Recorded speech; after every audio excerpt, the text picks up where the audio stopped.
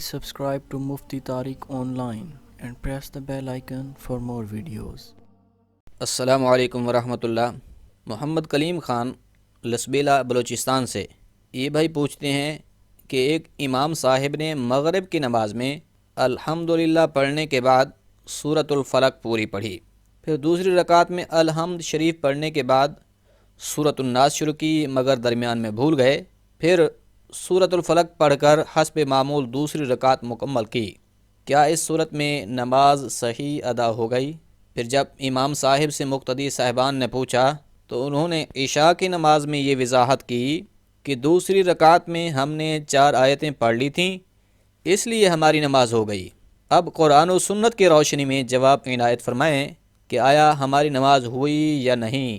دیکھیں بھائی، سورۃ فاتحہ کی تلاوت کرنے کے بعد دوسری سورت کا ملانا واجب ہوتا ہے نماز میں، جس کی کم از کم مقدار قرآن مجید کی سب سے چھوٹی سورت یعنی سورۃ الکوثر یا سب سے چھوٹی 3 آیات جو کسی بھی صورت میں ملی ہوئی ہوں، متصل ہوں۔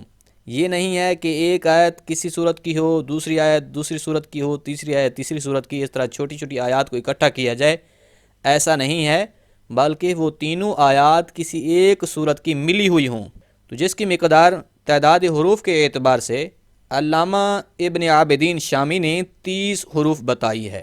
اور پھر نماز میں قرآن مجید کو ترتیب سے پڑھنا یہ واجب ہے، لیکن یہ واجب واجبات قرات میں سے ہے، واجبات نماز میں سے نہیں ہے۔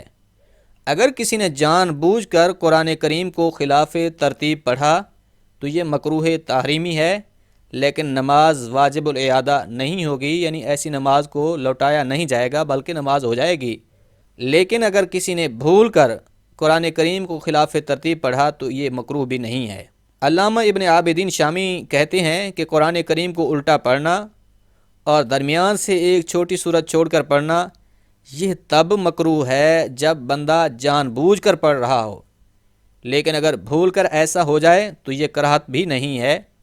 رد المختار علی الدرر المختار جلد نمبر 2 صفحہ نمبر 239۔ اب جس طرح کی صورتحال آپ نے پوچھی ہے، اس صورت میں آپ لوگوں کی نماز ادا ہو گئی ہے، سجدہ سہو بھی واجب نہیں ہے، کیونکہ بھول کر خلاف ترتیب پڑھا گیا ہے، اس لیے کراہت بھی نہیں ہے۔ اگر جان بوجھ کر ہوتا تو یہ نماز پھر بھی ہو جاتی، لیکن ایسا کرنا مکروہ تحریمی ہوتا ہے۔ ویسے ہر نماز کے بعد یہ دعا کر لینی چاہیے کہ یا اللہ، ہماری نماز میں دانستہ یا نادانستہ کوئی کمی بیشی ہو گئی ہے تو اسے معاف فرما اور ہماری نماز کو شرف قبول عطا فرما کر ہمارے لیے اجر کامل عطا فرما دے، آمین۔ امید ہے بات سمجھ آ گئی ہوگی، اللہ عمل کرنے کی توفیق بخشے، آمین۔